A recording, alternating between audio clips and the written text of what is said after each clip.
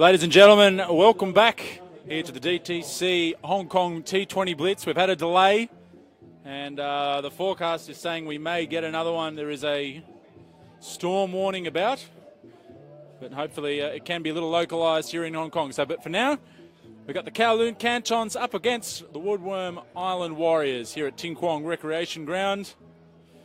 And the cameras are pointing towards a slightly more favourable side of the ground, but the ground staff for now getting off.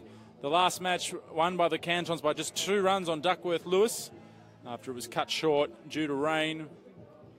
Ryan Campbell, the man of the match with 58 of 37. Michael Clark, the main attraction.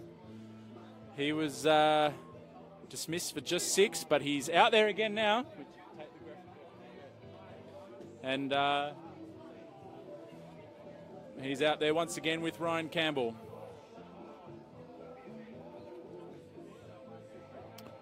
So both these sides won their first match.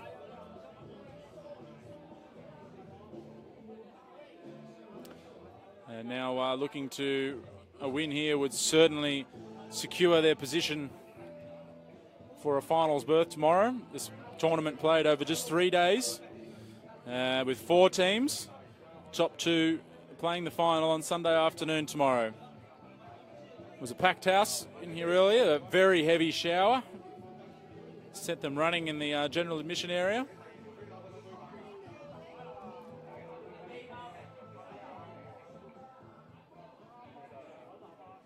And we're now all ready for the first ball. Nadeem Ahmed bowling to Michael Clark.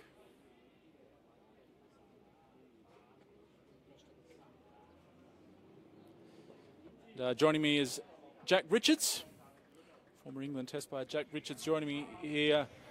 Max Abbott also here with you in commentary. Michael Clark's just knocked one for a single, and after missing out in the first innings, I'm sure he'll be keen to atone and give the fans what they're so desperate for here today. Would be good, wouldn't it?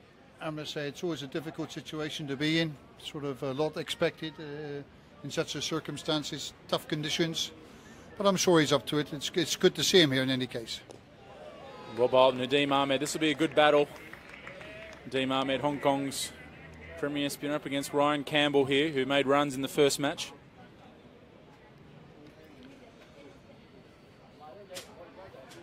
Campbell sweeps, big appeal. This is what Nadeem wants a little bit more regularly. He's now up against two international players, and I think it's great to see him opening and bowling as well, and he's going to be good on that. So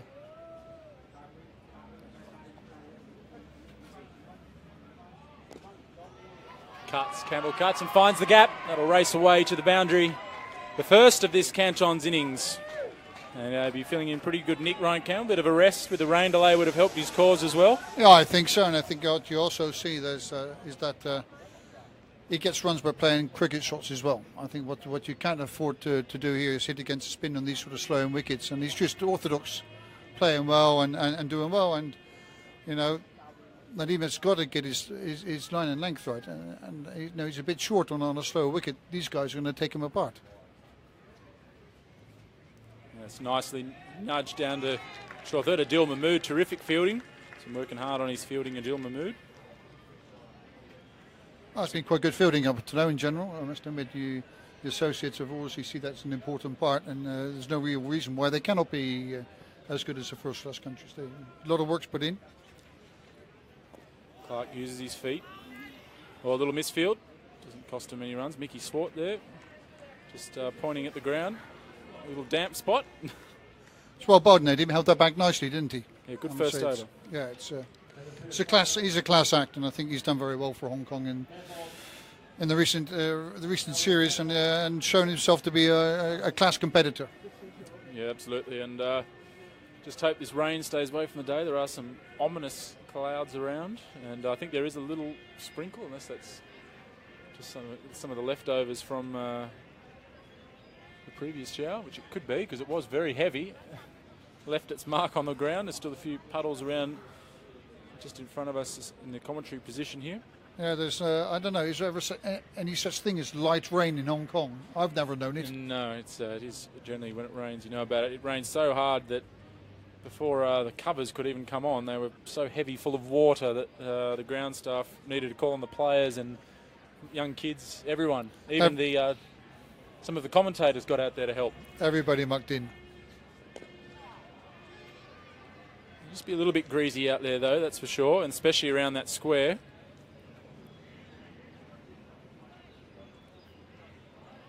Let's do hope we get a full game in, because these sides have both won their opening match. So this, shapes as a really key encounter as we head towards the final tomorrow. Well, they've got some interesting performers with a lot of experience. So it seems to be the key, indeed, the key encounter. Short, wide, and smacked for 6 from over backward point from Ryan Campbell. That's where he loves them. I got a funny feeling that's it. That's his area, sort of. And it's interesting that they still like to hit the deck and to these square players. And when are they going to learn their lesson? Well, Adil Mahmood should know better than most. He plays with Ryan Campbell at Kowloon Cricket Club, so I think he'd be rather familiar with Ryan's favourite shot. And he gives him another one. Just in case he missed the first one, is that correct? Good idea. But I think it's also interesting to see, these associate bowlers, when they come across the slightly better, how they react to the circumstances and how they are now going to think about it. What are they going to do? Well, they're under pressure for just knowing that who's at the other end. Oh, there's an appeal. It sounded woody, but his bat didn't look that close to it. I think. Not quite. I think you might be right. Nowadays, I added a bit of a comment from my left here from an ex-competitor, but I think nowadays I'll do well to be able to bend down and pick the ball up, let alone try and stop it. But sometimes we've seen it in the past. I can remember many years ago, Viv Richards in the final, everybody is strong off his bats, so that Sussex just bowled into his bats. So sometimes bowling into his bats and strength can be a weakness for them. A brave man to bowl into Viv Richards' pads, I'd have thought. Giles Cheeto, I'll never forget, ended up playing for Surrey as well, and he was I wasn't really a regular spinner, but that's what they had. Okay, let's put it into his, which is interesting because indeed, Viv Richards never played those shots off his pad. He normally played off stump, and true, or wherever he wanted. Yeah, but it worked. Short, Clark just bunts it out to deep mid wicket to Will Sheridan out there. I think what's interesting here is how the bowler's going to adapt to the field placing, and Sheridan out square, but there's nobody out square on the offside, whereas basically is the strength. So for me, it's I think a lot has to do with the mindset of where am I going to bowl it, but what have I got the field to protect it. Yeah, well, I mean, and I think as we mentioned on air earlier, it is the key part of the game that Hong Kong need to focus on, is that tactical nous. It was something that let them down in the World T20, and something that has been, I know, a focus of the coaching staff to not only come up with plans, but also obviously execute them and have that communication between bowler and fielder. We've got Tanveer Afzal now coming on to bowl. Took 3 for 9 in the first game off 4 overs. Canton's here, none for 14 after 2 overs. This is now the 3rd over, as it indicates on your screen, over number 3. Interesting. Big success bowling from the other end. And now he was bowling from the top end, I believe, the first over. Am I correct? Oh, you're testing me. Yeah, I think you are. Yeah, you're right. So interesting that these are all things where I bear in mind. What are they doing? Where are they bowling from? And for me, it's something that I bear in mind, that suddenly successful one end is changed to another. So let's see how he gets on well here.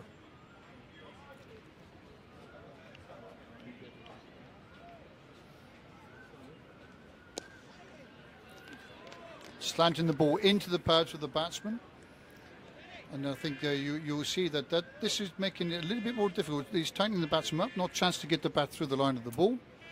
Yeah. So he's had success, and I think now he's looking to grow on that success, looking for the key scalp. Yeah. Bowler took 4 wickets against Zimbabwe in the World T20. Bowler. Oh, big appeal. Looked a little high. It's run away. Down to third. That go for 4. Gee, that's cruel. Very cruel indeed.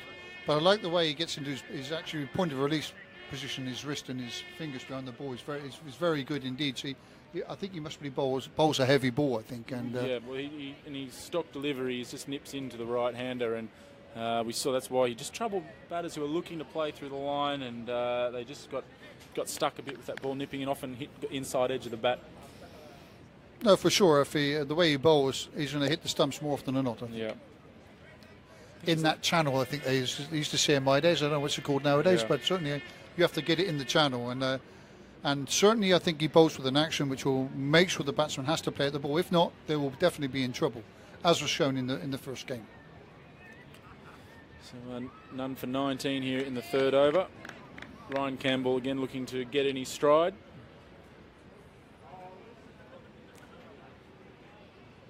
Comes down the wicket and adjusts really well, and picks up a boundary for it. The outfield has slowed down a little, but still enough legs on it.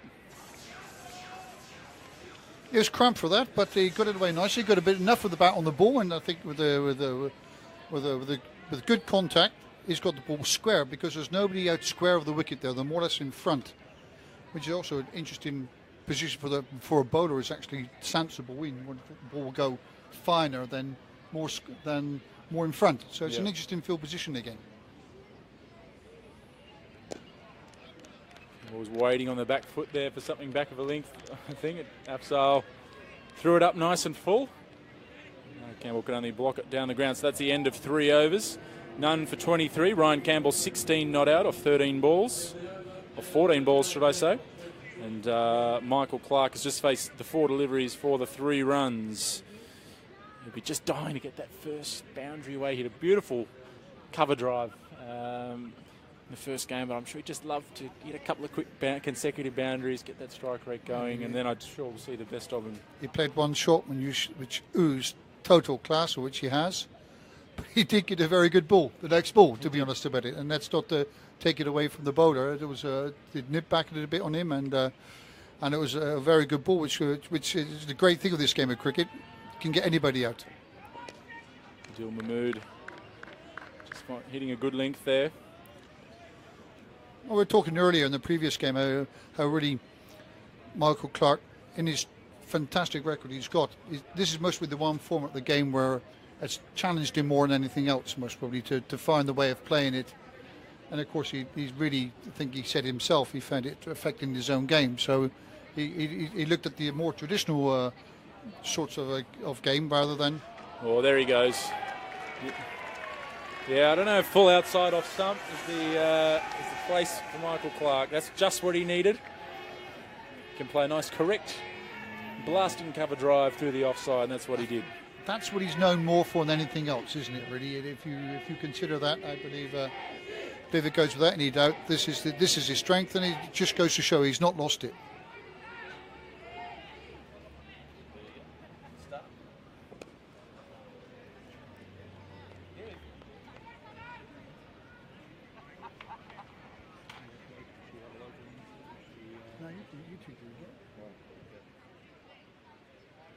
Thank you, Jack. We'll just hand you over to Nemesis Dean Jones. Oh, there's a Nemesis, eh? Here we go. Adil Mahmood coming into Michael Clark. That's a great shot. Just leant back on that one and hammered it through mid-wicket. And I just said to Jack a moment ago, I bet Clark is just thinking, I just want to get a couple of boundaries just so I can get into my rhythm. And I'm sure he'll be feeling a lot better now. You know, we heard the sound of the ball come off his bat then. And it's interesting that the greats have that sound. I know that sounds a little bit spooky, and Dino, what the hell are you talking about? But I've been with Viv Richards and Gilchrist and Savags and such, and so I've seen him and felt the ball. It comes off his bat differently. Like that? Yeah. That is a great shot from Michael Clark. There's a crispness to it. Yeah, it's just a different sound. I'm lucky enough to watch Tiger Woods hit practice balls for an hour in Melbourne, and the sound of the ball come off his golf club is a different sound to I've ever seen off a pro. The sound of Warney letting the ball go through the air. Murali had that. The sound of genius. It is. And the sound of Malcolm Marshall or Wasm or Wackar letting the ball go like an arrow through the air. Like, you can't teach that stuff, and God gave him that ability. Yeah, can he make it 3? Yeah. Could have. Oh, it was in the slot too. Yeah, this is now a good start here for the Cantons. End of the over, none for 35 after 4 overs. Michael Clark, 15 off 9 deliveries all of a sudden. That's just what can happen in 2020 cricket. And Brian Campbell, 16 off 14. It's the game.